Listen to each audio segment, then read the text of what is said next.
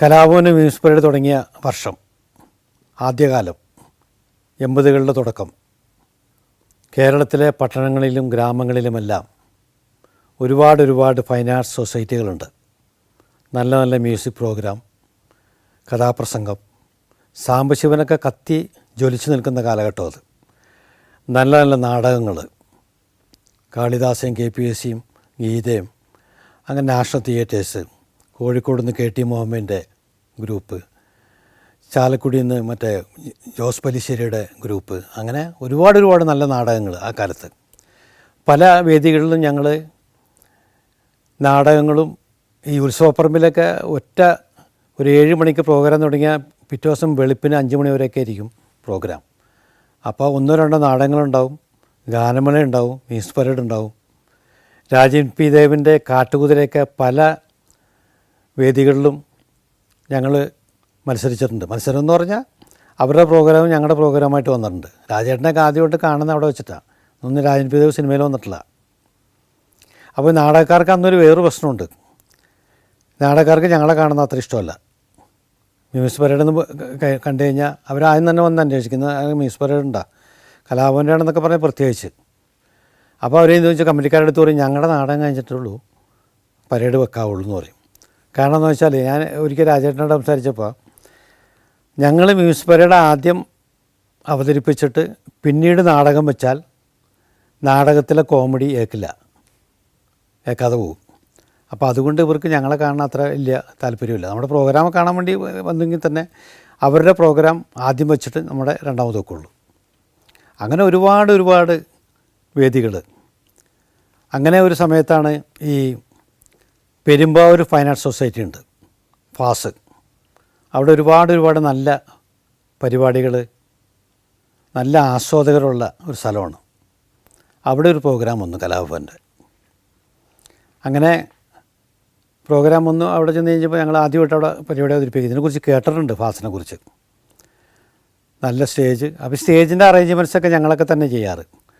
ഞങ്ങൾക്ക് ആകെ പ്രോപ്പർട്ടി എന്ന് പറയുന്നത് ഇന്നത്തെ കൂട്ടുള്ള ഒരു പരിപാടിയില്ല. ഞങ്ങളുടെ കയ്യിൽ ആകെയുള്ള ഒരു വൈറ്റ് കർട്ടൻ, ബാക്ക് കർട്ടൻ, അതിൽ കലാഭവൻസ് മിമിസ് പരേഡ് എന്ന് എഴുതിയ ഒരു ബാനർ. അത് ഞങ്ങൾ കർട്ടൻ കെട്ടിയതിന് ശേഷം പിന്ന് വെച്ചിട്ട് ഇങ്ങനെ പിൻ ചെയ്ത് വെക്കും. പിന്നെ ഞങ്ങളുടെ പ്രോപ്പർട്ടി എന്ന് പറയുന്നത് ഒരു ചുവന്ന തുണി, ഒരു വെള്ള തുണി. ഞങ്ങൾക്ക് മേക്കപ്പില്ല. ഞങ്ങളാകെ കറുത്ത പാൻസ് ഇടും, കാവി ജുബ്ബ ഇടും, വേറെ ഒന്നുമില്ല. ഒരു 5 സ്റ്റാൻഡ് മൈക്ക്, ഇപ്പോഴത്തുള്ള ലേപ്പലോ അങ്ങനെയുള്ള കാര്യങ്ങളൊന്നുമില്ല. 5 സ്റ്റാൻഡ് മൈക്കും ഞങ്ങളും വന്നിട്ട് ഒരു അവതാരം നിന്ന് പറയും.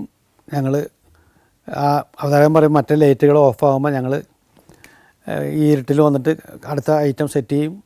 ലൈറ്റ് അവതാരം പറഞ്ഞു തരുമ്പോൾ ലൈറ്റ് ഓൺ ആകുമ്പോഴേക്ക് ഇവിടെ സെറ്റപ്പ് റെഡിയായിരിക്കും. ഇങ്ങനെയാണ് പ്രോഗ്രാം പോകുന്നത്. എല്ലാ സെറ്റപ്പൊക്കെ ചെയ്തു ഞങ്ങൾ. അപ്പോൾ എൻ്റെ 2 കൂട്ടുകാർ UC കോളേജിൽ പഠിച്ച കാണാൻ വേണ്ടി വന്നു അവിടെ, സിദ്ധനും വേറെ 2 ഫ്രണ്ട്സൊക്കെ, മാത്യു ഒക്കെ.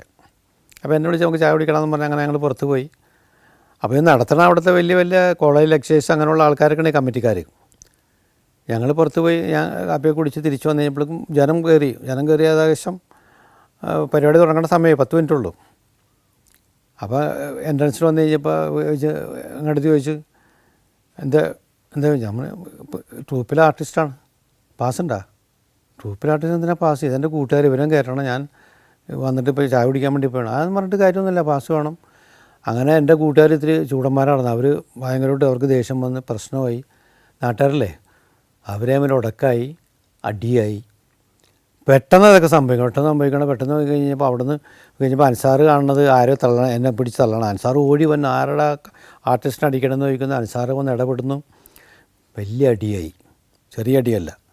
അതിലൂടെ എന്നെ അൻസാറിനെ കൊണ്ടുവന്നിട്ട് അവിടെ തന്നെ ഒരു റൂമിൽ കൊണ്ടുവന്നിട്ട് ബലമായിട്ട് കൊണ്ടുവന്നിട്ട് എല്ലാം പൂട്ടണം. NF റൈസ് ഓടി വന്ന് NF ചൂടാകുന്നു. NF എനിക്കൊക്കെ എതിരാണ് സംസാരിക്കണേ. കാര്യം മനസ്സിലായിട്ടില്ല. തൊട്ടടുത്ത് പോലീസ് സ്റ്റേഷനാണ്. പെട്ടെന്ന് പോലീസ് വരുന്നു. അങ്ങനെ പരിപാടി ആൾക്കാരൊക്കെ എന്താണെന്ന് മനസ്സിലാവുള്ള ആൾക്കാരൊക്കെ പുറത്തിറങ്ങുന്നു. ഒരു വ്യക്തതയില്ല.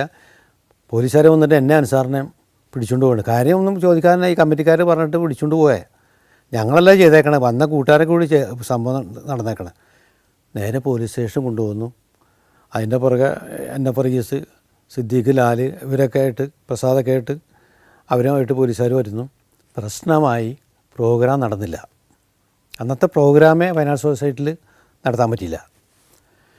പിന്നെ സ്റ്റേഷനിൽ വന്നിട്ട് കാര്യങ്ങൾ ചോദിക്കുന്നത്. അപ്പോൾ കാര്യങ്ങൾ ഞങ്ങൾ പറയുന്നു. കുറച്ച് കഴിഞ്ഞപ്പോൾ പോലീസുകാർക്ക് കാര്യം മനസ്സിലാവുന്നു. പക്ഷേ അപ്പോഴേക്കും ജനമൊക്കെ പോയി, കയറിയ ആൾക്കാരൊക്കെ തിരിച്ച് പോവുകയാണ്. അങ്ങനെ വലിയൊരു ട്രാജഡിയായിട്ട് അത് സംഭവിക്കുകയാണ്. കാരണം ഒരു പ്രോഗ്രാമാണ് നടക്കാതെ പോയത്. പിന്നെ കുറച്ച് കഴിഞ്ഞപ്പോൾ പോലീസുകാരായിട്ട് വലിയ കമ്പനിയായി. പിന്നെ നമ്മൾ തന്നെ അവിടെ ഇരുന്നിട്ട് നടന്മാരെ കാണിക്കുന്നു, ചിരിപ്പിക്കുന്നു. ഭയങ്കര മുകളിൽ നിന്ന് ചില വിളികളൊക്കെ വന്ന് നമ്മൾ വിളിച്ച് ഒക്കെ വന്ന് പോലീസൊക്കെ വളരെ കൂളായി. അങ്ങനെ മൊത്തം പ്രശ്നമായി. എന്നെ എടുത്ത് ഭയങ്കരമായിട്ട് ഷൗട്ട് ചെയ്ത്, നീയാണ് ഇതിന് കാരണക്കാരൻ. ഞാൻ പറഞ്ഞു ഞാനല്ല, സംഭവിച്ചേക്കണത് ഇതൊക്കെയാണ്. അവന് പറഞ്ഞാൽ മനസ്സിലാകണ്ടേ. അങ്ങനെ തിരിച്ചു കലാഭവനിൽ ഞാനിടയ്ക്ക് വെച്ച് ഇറങ്ങി, എൻ്റെ വീട്ടിലിറങ്ങി. അങ്ങനെ എല്ലാവരും വീട്ടിൽ പോയി. പിറ്റേ ദിവസം എല്ലാവർക്കും ഫോൺ വന്നു. എല്ലാവരും കലാഭവനിലെത്തുന്നു. ഉച്ചയ്ക്ക് അച്ഛൻ്റെ മീറ്റിങ്. എന്ത് സംഭവിക്കും എന്നുള്ള ടെൻഷനിലെല്ലാവരും. അച്ഛൻ്റെ ഒരു സ്വഭാവം എന്ന് പറഞ്ഞാലേ, ഞങ്ങളൊക്കെ ചെറുപ്പക്കാരാണ്, കോളേജ് ജീവിതം കഴിഞ്ഞ് വന്നേക്കണ ഒരു സമയമാണ് ഈ പരേഡിൻ്റെ കാലഘട്ടം. അപ്പോൾ അതിൻ്റേതായ പക്വതക്കുറവും കാര്യങ്ങളൊക്കെ ഉണ്ട്. ഇടയ്ക്ക് ചെറിയ ചെറിയ വഴക്കുകളൊക്കെ ഉണ്ടാകാറുണ്ട്. അതൊക്കെ പിന്നെയാണ് മാറും. അപ്പോൾ അങ്ങനെയൊക്കെ ഉണ്ടായിക്കഴിഞ്ഞാൽ അച്ഛൻ രണ്ടുപേരും ഒരു സമയത്ത് വിളിക്കില്ല. അച്ഛൻ്റെ മുറിയുണ്ട്, ആ മുറിയിലോട്ട് ഒരാളെ വിളിക്കും ആദ്യം. ഇപ്പോൾ എന്നപ്പം ഞാൻ തമ്മിൽ പ്രശ്നമുണ്ടെങ്കിൽ ആദ്യം എന്നപ്പനെ വിളിച്ചിട്ട് സംസാരിക്കും. അപ്പോൾ എന്നപ്പായിട്ട് സംസാരിക്കണം എന്താണെന്ന് എനിക്കറിയില്ല. അങ്ങനെ എന്നപ്പായിട്ട് സംസാരിച്ച് ഒക്കെ കഴിഞ്ഞിട്ട് എന്നപ്പ് പോരുമ്പോൾ പ്യൂണ് ഇട്ടിട്ട് എൻ്റെ അടുത്ത് വരാൻ പറയും. പിന്നെ എൻ്റെ അടുത്ത് സംസാരിക്കും. എൻ്റെ അടുത്ത് സംസാരിച്ച് കഴിഞ്ഞ് ഞങ്ങൾ രണ്ടുപേരും പുറത്ത് വന്നു കഴിഞ്ഞാൽ പ്രശ്നം തീർന്നു. അത് അച്ഛൻ്റെ ഒരു ടെക്നിക്കാണ്. അതാണ് ആബേലച്ഛൻ. അച്ഛൻ അങ്ങനെയുള്ളൊരു കഴിവുണ്ടായിരുന്നു. അപ്പോൾ ഈ പ്രശ്നം വന്ന് അങ്ങനെ ഇത് ഒറ്റക്കൊന്നും വിളിച്ചില്ല, എല്ലാവരും വിളിച്ച് റൂമിൽ കയറ്റി. അപ്പോൾ ഞാനാണല്ലോ എന്നെയാണല്ലോ എന്നപ്പോൾ ഇത് പറഞ്ഞേക്കണേ. അങ്ങനെ അച്ഛൻ്റെ അടുത്ത് കാര്യങ്ങളൊക്കെ വിശദമായിട്ട് പറഞ്ഞു. ഇതൊക്കെയാണ് സംഭവിച്ചത്. ഇങ്ങനെ സുഹൃത്തുക്കളായിട്ട് പുറത്ത് പോയി തിരിച്ചു വന്നപ്പോൾ അവർ തമ്മിലുള്ള പ്രശ്നം ഉണ്ടായതാണ്. അത് ഞങ്ങളിലോട്ടായി. മൊത്തത്തിൽ സംഘാടകരും ഇത്തിരി ഗൗരവത്തിലായിരുന്നു, ചൂടന്മാരായിരുന്നു. അങ്ങനെയാണ് സംഭവിച്ചു പോയതാണ്. അല്ലാതെ എന്നൊക്കെ പറഞ്ഞ് അച്ഛൻ്റെ കാര്യം മനസ്സിലായി. അച്ഛൻ കാര്യം മനസ്സിലായിട്ട് അച്ഛൻ പറഞ്ഞു ഇങ്ങനെ പോയാൽ ശരിയാവില്ലല്ലോ, ഇതിപ്പോൾ ഒരു നാഥനില്ല കളരിവിള. അപ്പോൾ എനിക്കൊണ്ട് പരേഡിൻ്റെ അധികം ഒരുപാട് സ്റ്റേജുകൾ കഴിഞ്ഞിട്ടില്ല, കുറച്ച് വേദികൾ പോയിട്ടുള്ളൂ.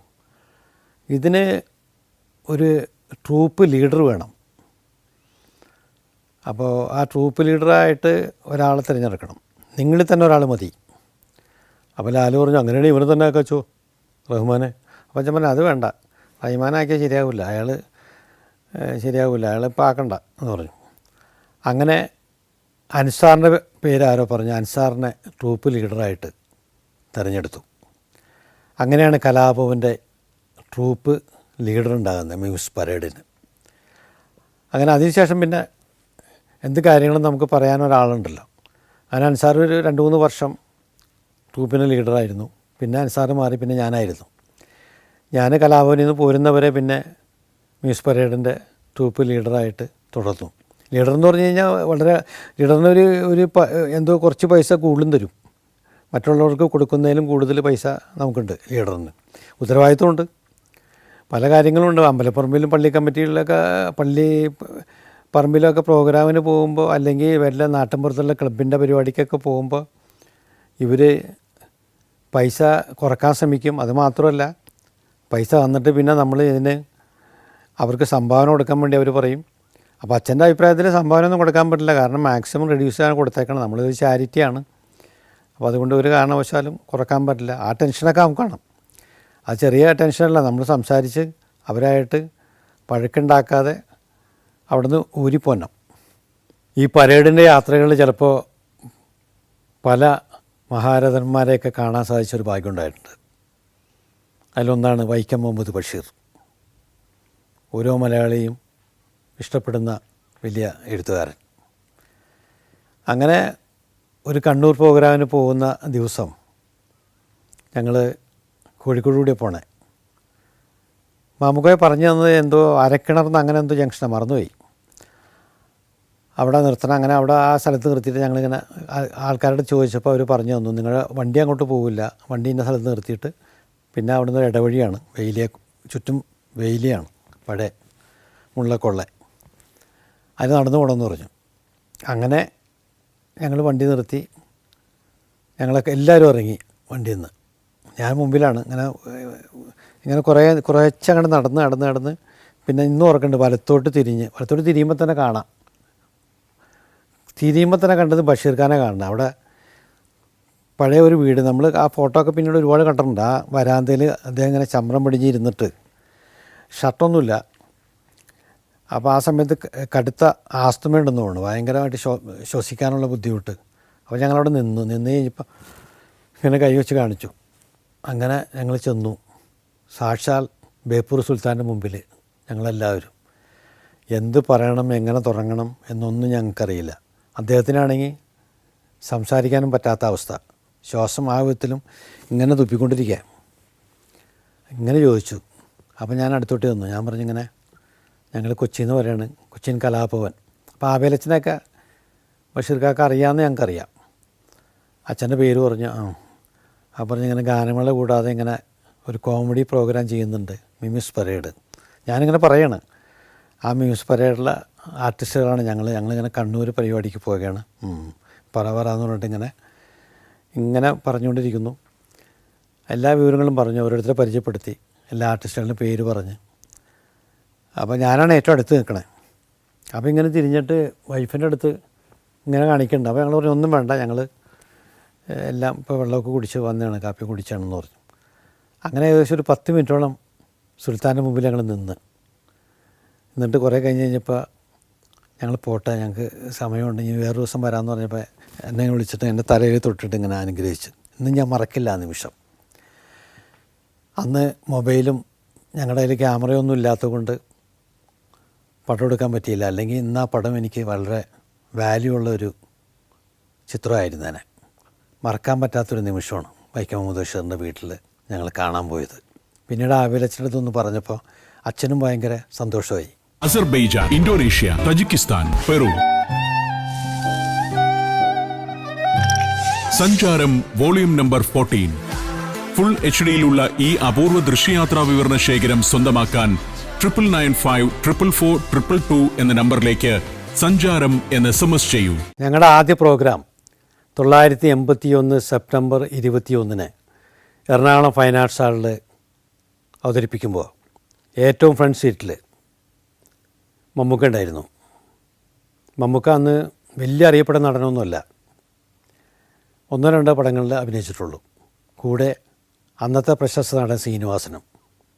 പ്രോഗ്രാം കഴിഞ്ഞ് ഞങ്ങളെയൊക്കെ അഭിനന്ദിച്ചു. ഞങ്ങൾക്ക് അന്ന് സുനൈന, നാസർ ലത്തീഫിൻ്റെ ഒരു കടയുണ്ടായിരുന്നു, സുനൈനയുടെ ഒരു ഗിഫ്റ്റ് ഷർട്ട് ഞങ്ങൾക്ക് 6 പേർക്കും തന്നിട്ടാണ് മമ്മൂക്ക പോയത്. സീനിയേട്ടനും ഉണ്ടായി. അപ്പോൾ ഈ അൻസാർ എപ്പോഴും മമ്മൂക്കാനെ കുറിച്ച് ഇങ്ങനെ പറയുകയും, മമ്മൂക്ക അതിനു മുമ്പ് തന്നെ അൻസാർ റിഹേഴ്സൽ സമയത്തൊക്കെ ഒരിക്കൽ കച്ചേരിപ്പടിക്ക് ഞാൻ ഇന്നും ഓർക്കുന്നുണ്ട്, ഒരു പോസ്റ്റ് കാണിച്ചു തരാണ്. ഇതാണ് മമ്മൂട്ടി എന്ന് പറഞ്ഞിട്ട്, മേള സിനിമയുടെ പോസ്റ്റർ. അതിൽ മേളയിൽ മെയിൻ വില്ലൻ ഷറഫും പിന്നെ നായക തുല്യ കഥാപാത്രം മേള രഘു കഴിഞ്ഞാൽ മമ്മൂക്കയാണ്. അപ്പോൾ അങ്ങനെ മമ്മൂക്ക ഞങ്ങളുടെയൊക്കെ മനസ്സിലുണ്ട്, ഇങ്ങനെ ഇവൻ പറഞ്ഞു അൻസാർ പറഞ്ഞു. ഈ അൻസാറിൻ്റെ ചേട്ടൻ ഷറഫിൻ്റെ ഏറ്റവും അടുത്ത കൂട്ടുകാരനാണ് മമ്മൂക്ക. അവരൊന്നിച്ച് മഹാരാഷ്ട്ര പഠിച്ചുകൊണ്ട് ഈ ഷറഫ് വന്ന് പറയുന്ന കഥകളാണ് കൂടുതലും അൻസാർ പറയുന്നത്. പിന്നെ അൻസാറിന് നേരിട്ട് മമ്മൂക്കാനെ പരിചയമുണ്ട്. അങ്ങനെ ഒരിക്കൽ അൻസാർ എന്നെ വിളിച്ചിട്ട് കൊച്ചിയിൽ വീട്ടിൽ പോയിട്ട് ഞങ്ങൾ ഒരു ഫോട്ടോ ഒക്കെ എടുത്ത്, ആ ഫോട്ടോ ഇപ്പോഴും ഞാൻ എടുത്തിട്ടുണ്ട്. മമ്മൂക്കയും ഞാനും അൻസാറും കൂടി സ്റ്റെയർ കേസിനോട് നിന്നിട്ടുള്ള ഫോട്ടോ ഒക്കെ. അന്നേ തൊട്ട് മനസ്സിലൊരു ആഗ്രഹമാണ്, മമ്മൂക്കയായിട്ടൊരു സിനിമ എന്തെങ്കിലുമൊക്കെ അഭിനയിക്കാൻ പറ്റുമോ. അങ്ങനെ മമ്മൂട്ടിയുടെ ഒരുപാട് പടങ്ങളൊക്കെ നമ്മൾ ത്രില്ലടിപ്പിച്ച്, ന്യൂഡൽഹിയും കൂടെവിടെയും അതുപോലെ ഗംഭീര സിനിമകൾ. അങ്ങനെ ഞാൻ സിനിമയിലൊക്കെ ചെറുതായിട്ട് അഭിനയിച്ചു തുടങ്ങി. 90-91 തോന്നുന്നു, പ്രൊഫഷണൽ വിളി വരെയാണ്. ബാലചന്ദ്ര മേനോൻ്റെ സിനിമയിൽ അഭിനയിക്കാൻ ഒരവസരം, അത് അതിലും വലിയ സന്തോഷം. ബാലചന്ദ്ര മേനോൻ എന്ന് പറഞ്ഞാൽ അന്ന് എടുക്കുന്ന സിനിമകളെല്ലാം വൻ ഹിറ്റാക്കുന്ന കുടുംബ സദസ്സിൻ്റെ സംവിധായകൻ മേനോൻ സാറിൻ്റെ സിനിമയിൽ അഭിനയിക്കാൻ വിളിക്കുന്നു. അപ്പോൾ ആരാണ് എന്താണെന്ന് പറഞ്ഞാൽ ഞാനൊന്ന് ചോദിക്കാനൊന്നും പോലെ വരാമെന്ന് പറഞ്ഞു. അങ്ങനെ കറക്റ്റ് പറയുന്നു. മദ്രാസിലാണ് ഷൂട്ട്. ടിക്കറ്റ് എത്തിക്കോടെ ഇന്നോസൻ ട്രെയിൻ കയറാം. അങ്ങനെ ടിക്കറ്റ് വരുന്നു, ട്രെയിൻ കയറുന്നു, മദ്രാസിൽ ഇറങ്ങുന്നു. പുരുഷന്മാരെ അവിടെ എത്തുന്നു, ഞങ്ങൾ വിളിച്ചുകൊണ്ട് പോകുന്നു. ആ ട്രെയിനിൽ അബി ഉണ്ടായിരുന്നു. അപ്പോൾ പറഞ്ഞ് അബിയും അങ്ങോട്ടാണെന്ന് പറഞ്ഞു. അങ്ങനെ ഞാനും അബിയും ചെന്നൈയിൽ പോയി ഇറങ്ങി. ഞങ്ങൾക്ക് രഞ്ജിത്ത് ഹോട്ടലിൽ അക്കോമഡേഷൻ. അന്നത്തെ പ്രധാന ഹോട്ടലുകൾ വുഡ്ലാൻഡ്സും രഞ്ജിത്തൊക്കെയാണ്. അങ്ങനെ പിറ്റേന്ന് ഷൂട്ടുണ്ടെന്ന് പറയുന്നു. ഞങ്ങൾ റെഡിയാകുന്നു. രാവിലെ ലൊക്കേഷനിൽ ചെല്ലുന്നു. അപ്പോൾ ഒരാൾ പറഞ്ഞു ഇതാണ് നസീർ സാറിൻ്റെ വീട്. പ്രൈം മിനിസ്റ്ററിൻ്റെ വീടിൻ്റെ കഴിഞ്ഞൊരു 3-4 വീട് കഴിഞ്ഞിട്ടാണ് ഈ മഹാലിംഗപുരം എന്നുള്ള സ്ഥലം. അത് കഴിഞ്ഞ് ഒരു വീട്ടിൽ ചെല്ലുന്നു. അവിടെയാണ് ഷൂട്ട്. അത് ചെന്ന് മേനോൻ സാറിനെ പരിചയപ്പെടുന്നു. സാറ് പറഞ്ഞ് മേക്കപ്പെട്ടോ മമ്മൂട്ടി പോരും. അപ്പോഴറിയണം മമ്മൂക്കയാണ് ഈ പടത്തിലെ നായകനെന്ന്. മമ്മൂക്ക ശാന്തികൃഷ്ണ, സിനിമയുടെ പേര് നയം വ്യക്തമാക്കുന്നു. ഞങ്ങൾ മേക്കപ്പൊക്കെ ഇട്ട് കുറച്ച് കഴിഞ്ഞപ്പോൾ സാക്ഷാൽ മമ്മൂക്ക വന്നു. അപ്പോൾ എന്നെ കണ്ടപ്പോൾ മമ്മൂക്കൊക്കെ അറിയാം മ്യൂസിക് പരേഡിലെ ആർട്ടിസ്റ്റാണെന്നും പിന്നെ വീട്ടിലൊക്കെ പോയി പരിചയമൊക്കെ ഉണ്ട്. വിശേഷങ്ങളൊക്കെ ചോദിച്ച് അങ്ങനെ ജഗദീഷുണ്ട്. കുറേ ദിവസങ്ങൾ മദ്രാസിൽ ചെന്നൈയിൽ ഷൂട്ട്, വീട്ടിലും പുറത്തുമൊക്കെ ആയിട്ട്. അങ്ങനെ മമ്മൂക്കയായിട്ട് കൂടുതൽ ഒരു ഇൻറ്റിമസി വന്നു. കണ്ടു കഴിഞ്ഞാൽ പരുക്കനാണെന്ന് തോന്നുമെങ്കിലും ഒരുപാട് ഇഷ്ടം ഉള്ളിൽ ഉള്ള ഒരാളാണ്. എന്നെ ഏറ്റവും കൂടുതൽ ജീവിതത്തിൽ ടെൻഷൻ അടിപ്പിച്ച, സിനിമയിൽ ടെൻഷൻ അടിപ്പിച്ച ഒരു സീനുണ്ടായതും നയം വ്യക്തമാക്കുന്നു എന്ന സിനിമയിലാണ്. അതാണ് ഞാൻ പറഞ്ഞു വരുന്നത്. അങ്ങനെ ട്രിവാൻഡ്രത്തോട്ട് ഷിഫ്റ്റ് ചെയ്തു.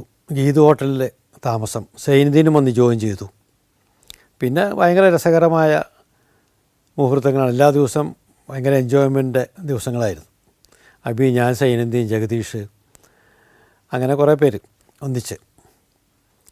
അങ്ങനെ പോലീസ് ലാത്തി ചാർജ്, അന്ന് അടിയും കൊണ്ട് എനിക്ക് ഞങ്ങളൊക്കെ ലാത്തി ചാർജ് ചെയ്യണ ഒരു വലിയ സീനുണ്ടായിരുന്നു. ഞാൻ വ്യക്തമാക്കുന്നു. അതൊക്കെ എടുത്തു.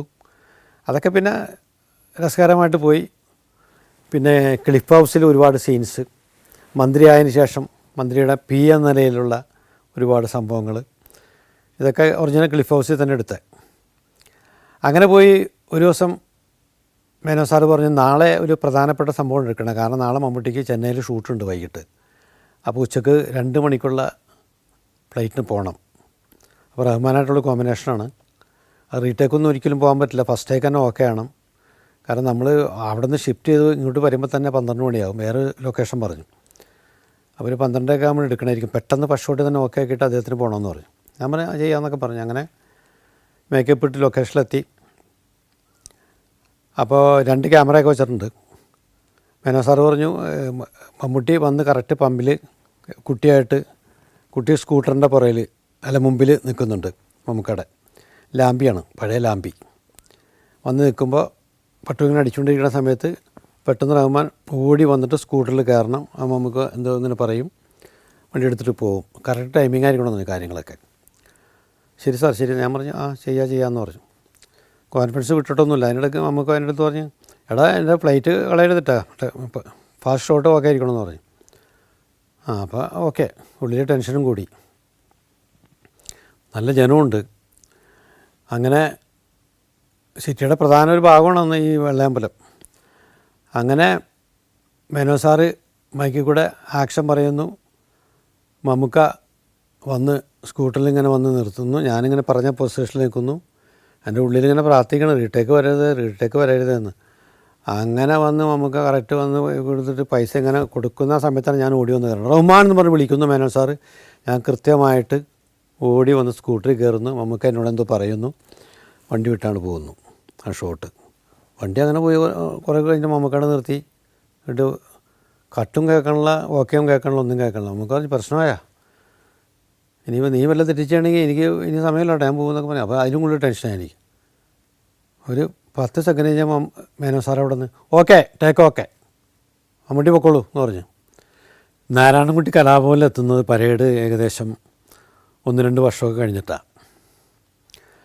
അപ്പോൾ നാരായണൻകുട്ടി വരുമ്പോൾ നാരായണൻകുട്ടി ഇങ്ങനെ വരുന്നുണ്ട്. അഭിലച്ചൻ പറഞ്ഞപ്പോൾ ഞങ്ങൾക്കൊക്കെ അറിയാം നാരായണൻകുട്ടി, ഞങ്ങളുടെയൊക്കെ വളരെ സീനിയറായിട്ട് മിമിക്രി കളിക്കുന്ന ഒരാളാണ്. എറണാകുളം നാരായണൻകുട്ടി എന്ന് പറഞ്ഞിട്ട് അദ്ദേഹം ഒറ്റയ്ക്ക് പ്രോഗ്രാം ചെയ്തിരുന്നു. അങ്ങനെ നാരായണൻകുട്ടി വരുന്നു, ഞാനും ലാലും സൈനിധിനെ കൂടി ഞങ്ങളൊക്കെ തന്നെയാണ് ഇൻ്റർവ്യൂവിൽ ഇരിക്കാറ്. അങ്ങനെ ഇൻ്റർവ്യൂ ചെയ്യാൻ വേണ്ടി ഇരിക്കുന്നു.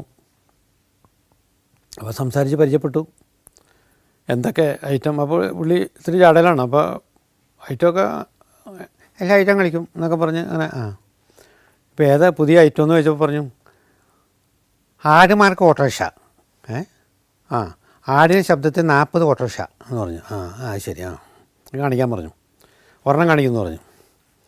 അങ്ങനെ അദ്ദേഹം ഒരെണ്ണം കാണിക്കണം, ആടുമാർക്ക് ഓട്ടോറിക്ഷ. ഓട്ടോറിക്ഷയുടെ സൗണ്ട് ഈ ആടിൻ്റെ ശബ്ദത്തിൽ കൂടെ പോകുന്ന അത് കാണിച്ചപ്പോൾ ഞങ്ങൾ ഒന്ന് ഞെട്ടി. കാരണം കറക്റ്റാണ് സംഭവം. ഇത് കൊള്ളാമല്ലോ, 40 കാണിക്കുമെന്നല്ല പറഞ്ഞു. ഒരെണ്ണം അടുത്ത് കാണിക്കാൻ പറഞ്ഞില്ല. അടുത്ത പറ്റാൻ എനിക്ക് കോൾഡാന്ന്. പിന്നെ പുള്ളി ഇതൊക്കെ കാണിക്കില്ല. അങ്ങനെ അന്ന് പ്രശ്നമായി. പുള്ളി പറഞ്ഞു വിട്ടു. പുള്ളി ട്രൂപ്പിലെടുത്തില്ല, അങ്ങനെ പോയി. പിന്നീട് ലാലും സിദ്ദീഖൊക്കെ കലാഭവനിൽ നിന്ന് പോയതിന് ശേഷമാണ് നാരായണൻകുട്ടിയുടെ റീ എൻട്രി.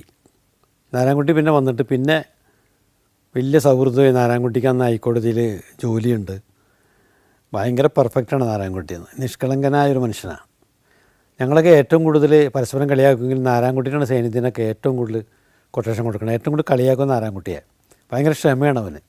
കേരളം വിട്ട് വല്ല കർണാടകയിലോ ബാംഗ്ലൂർ അല്ലെങ്കിൽ മദ്രാസിലൊക്കെ പ്രോഗ്രാമിന് പോകുമ്പോൾ നമ്മൾ ഈ വണ്ടിയിൽ തന്നെ പോകുന്നത്, ബൈ റോഡാണ് പോകുന്നത്. പോയി രാവിലെയൊക്കെയാണ് എത്തുന്നത്. അതുകൊണ്ട് നമ്മളൊന്ന് ഉറങ്ങി എണീറ്റൊരു ഉച്ചയൊക്കെ ആകുമ്പോൾ, അന്ന് പ്രോഗ്രാം ഉണ്ടായില്ല, പിറ്റേ ദിവസം ആയിരിക്കും. ഉച്ചയൊക്കെ ആകുമ്പോൾ മിക്ക സ്ഥലങ്ങളിലും ഇതുപോലെ സംഘാടകർ പരിചയപ്പെടാൻ വേണ്ടി വരും, ഓരോരുത്തരെ ആർട്ടിസ്റ്റുകളെ. അപ്പോൾ ഇങ്ങനെ വന്നിട്ട് ഇരിക്കും. അങ്ങനെ അപ്പോൾ നമുക്കറിയാം സ്ഥിരം ചോദ്യങ്ങളും കാര്യങ്ങളൊക്കെ. അപ്പോൾ എന്നിട്ട് ചോദിക്കാൻ ജയറാം എന്ത് ചെയ്യുന്നു? അപ്പോൾ ജയറാം പറയും ഞാനിങ്ങനെ ഒരു എന്തോ ഒരു കമ്പനിയിലെ റപ്പായിട്ട് വർക്ക് ചെയ്യായിരുന്നു. ആ വർക്ക് ചെയ്യുന്നുണ്ട്. സൈന്യത്തിന് ഇങ്ങനെ ഞാനിപ്പോൾ ഒന്നുമില്ല, ഇത് മറ്റേ ട്രാൻസ്പോർട്ടിങ് കമ്പനിയിൽ ജോലി ചെയ്യുന്നു. എൻ്റെ അടുത്ത് ചോദിക്കും. ഞാൻ പറഞ്ഞു ഞാൻ പ്രത്യേകിച്ചൊന്നും ചെയ്യുന്നില്ല, പ്രസാദ് വേറെ ജോലി ചെയ്യുന്നു. നാരായണൻകുട്ടിയുടെ അടുത്ത് പറയുമ്പോൾ ചോദിക്കുമ്പോൾ നാരായണൻകുട്ടി ഞാൻ ഹൈക്കോടതിയിലാണ്. ഈ ഹൈക്കോടതിയിലാണെന്ന് പറയണ സ്റ്റൈല് കണ്ടു കഴിഞ്ഞാൽ പുള്ളി അവിടുത്തെ ജഡ്ജ് അല്ലെങ്കിൽ വക്കീലാണെന്നുള്ള സ്റ്റൈലാണ് പറയണേ. അപ്പോൾ ഇങ്ങനെ സൈന്യത്തിന് ഇതൊക്കെ നോട്ട് ചെയ്ത് വെക്കുക. അപ്പോൾ സൈന്യത്തിന് പറഞ്ഞ് ഇനി നമുക്ക് അടുത്ത പരിപാടിക്ക് ഔട്ട് ഓഫ് സ്റ്റേറ്റ് പോകുമ്പോൾ ഒരു പണിയുണ്ടാന്ന് പറഞ്ഞു. അങ്ങനെ വന്ന് പിന്നെ ഒരു പോണ്ടിച്ചേരി പ്രോഗ്രാം വരെ. പോണ്ടിച്ചേരി പ്രോഗ്രാം വന്ന് ഇതുപോലെ ഞങ്ങൾ ലേറ്റായിട്ട് എത്തി. ഞങ്ങൾ കിടന്ന് ഉറങ്ങി എണീറ്റ് ഉച്ച കഴിഞ്ഞൊക്കെ എണീറ്റ് കഴിഞ്ഞ് വൈകിട്ടായപ്പോൾ സംഘാടകർ കാണാൻ വേണ്ടി വന്നു പരിചയപ്പെടാൻ. അപ്പോൾ ഇങ്ങനെ ഓരോരുത്തരുടെ ചോദിച്ചു. ഇങ്ങനെ ഓരോന്ന് ഞങ്ങളിങ്ങനെ പറഞ്ഞു. നാരായണൻകുട്ടിയുടെ ഇത് വന്നപ്പോൾ നാരായണൻകുട്ടിയുടെ അടുത്ത് ചോദിച്ചു എന്ത് ചെയ്യുന്നു നാരായണൻകുട്ടി? ഞാൻ ഹൈക്കോടതിയിലാണ്. എടുത്ത വൈകി ഞാൻ പറഞ്ഞു വക്കീലല്ല കേട്ടോ, സൈന്യത്തിൽ പ്യൂണാന്ന്. ഇവിടെ നാരായണൻകുട്ടി ഡൗണായി. അന്ന് പ്രോഗ്രാമിനും നാരായണൻകുട്ടി മൊത്തത്തിൽ ഡല്ലായി. അങ്ങനെ ഒരു ശുദ്ധനായ മനുഷ്യനായിരുന്നു നാരായണൻകുട്ടി. ഈ ഗൾഫിൽ പ്രോഗ്രാമിന് പോയപ്പോഴും നാരായണൻകുട്ടി ചില പരിപാടികൾ ഒപ്പിച്ച്. ഞങ്ങൾ അജ്മാനിലൊരു ഗസ്റ്റ് ഹൗസിലാണ് താമസിച്ചിരുന്നത്, ഫ്ലാറ്റ്. അപ്പോൾ അവിടെ എല്ലാ ദിവസവും പ്രോഗ്രാമിന് പോയിട്ട് വരും, തിരിച്ചു വരും. അങ്ങനെ ഏകദേശം 10-28 ദിവസം അവിടെ ഉണ്ടായിരുന്നു. അത് കഴിഞ്ഞ് പ്രോഗ്രാമൊക്കെ തീർന്നു, തിരിച്ചു പോരേണ്ട ദിവസമായി. അപ്പോൾ അതിന് മുമ്പിലൊരു ഗ്രോസറി കടയുണ്ട്. അവിടെ ഞങ്ങളൊക്കെ സിഗരറ്റും അതൊക്കെ വാങ്ങിക്കാൻ പോയി പരിചയമൊക്കെ ഉണ്ട്. അപ്പോൾ അന്ന് ഈ അച്ഛനെ അഭിലച്ചനെ സംബന്ധിച്ചാൽ നമ്മൾ പ്രോഗ്രാമിന് പോകുമ്പോഴും ഒരു പ്രാർത്ഥനയുണ്ട്. പിന്നെ തിരിച്ച് മടക്കയാത്രയിലും അച്ഛൻ പ്രാർത്ഥനയ്ക്ക് വേണ്ടി എല്ലാവരും വിളിക്കും. അപ്പോൾ ഞങ്ങളിങ്ങനെ പ്രാർത്ഥനയ്ക്ക് വേണ്ടി ഗസ്റ്റ് ഹൗസിൽ നിൽക്കുമ്പോൾ ഇതിന് അവിടെ നോക്കി കാണാം ഈ താഴത്ത് ഈ ഗ്രോസറി കട. അപ്പോൾ അവിടെ നിന്ന് ഈ ഗ്രോസറി കടയിൽ ഞാനിങ്ങനെ പുറകിലേക്കുണ്ട്. നമ്മൾ പ്രാർത്ഥന ഒന്നുമില്ല, അച്ഛനൊന്ന് പ്രാർത്ഥിച്ചുകൊണ്ടിരിക്കുന്നുണ്ട്. അപ്പോൾ അവിടെ ഇയാൾ എന്തൊക്കെ കാണിക്കുന്നുണ്ട് ഈ ഗ്രോസറി കടക്കാരൻ, ആളില്ലെന്നൊക്കെ ചോദിക്കുന്നുണ്ട്. അപ്പോൾ എനിക്കൊന്നും മനസ്സിലാകണില്ല. അങ്ങനെ ഈ പ്രാർത്ഥന താഴത്തോട്ട് വണ്ടിയൊക്കെ റെഡി ഇറങ്ങി വന്ന് അച്ഛനൊക്കെ വണ്ടി കയറണം. അപ്പോൾ ഞാൻ ഈ കടക്കാരനെ നമുക്കെതിരെ വരെ. അപ്പോൾ നാരായണൻകുട്ടിയൊക്കെ വണ്ടി കയറിയിരുന്നു. ഞാൻ ചോദിച്ചാൽ എന്താ പ്രശ്നം? അത് നിങ്ങളെ മറ്റേ പുള്ളിയില്ല സൗണ്ട് എന്തേ? പുള്ളി ഇവിടെ ഒരു 10-28 ദിവസമായിട്ട് കണ്ണിക്കണ്ട എണ്ണയും അതും ഇതൊക്കെ വാങ്ങിച്ചിട്ട് വീഡിയോ ഒക്കെ മേടിച്ചിട്ട് പൈസ തരാനുണ്ട്, ഇതുവരെ തന്നില്ല, നിങ്ങളിന്ന് പോകണമെന്ന് പറഞ്ഞ്. അപ്പോൾ വേഗം പിന്നെ അപ്പോൾ തന്നെ നാരായണൻകുട്ടിയുടെ അടുത്ത് പോയിട്ട് ഞാൻ പറഞ്ഞ് ഇങ്ങനെ സംഭവം ഉണ്ടാ. ഞാൻ മരണമായടാ, നമ്മൾ വെറുതെ അച്ഛനറിയണ്ട, അച്ഛനറിഞ്ഞ് കഴിഞ്ഞാൽ 100,000 പ്രശ്നങ്ങളായിരിക്കും. നീ വന്നതെന്നും പറഞ്ഞ് അങ്ങനെ വിളിച്ച് വണ്ടിയിൽ നിന്ന് ഇറക്കി കടയിൽ കൊണ്ടുപോയി. അപ്പോൾ പൈസയൊക്കെ എല്ലാം എടുത്തിട്ടുണ്ട്, പൈസ എല്ലാവർക്കും കൊടുത്തിട്ടുണ്ട്. ദുരൂഹമൊക്കെ പൈസ കൊടുത്ത് അവിടുത്തെ പറ്റൊക്കെ തീർത്ത് സേഫായിട്ട് പിന്നെ നാരായണൻകുട്ടിനെ കയറ്റിയിട്ട് വണ്ടി വിട്ട്. എന്നുവെച്ചാൽ നാരായണൻകുട്ടി നമ്മുടെ നാട് പോലെ അവിടെ പോയിട്ടും ഗ്രോസറി കടയിൽ പറ്റ് തുടങ്ങിയ ആളാണ്. അതാണ് നാരായണൻകുട്ടിക്ക് പറ്റിയ പറ്റ്.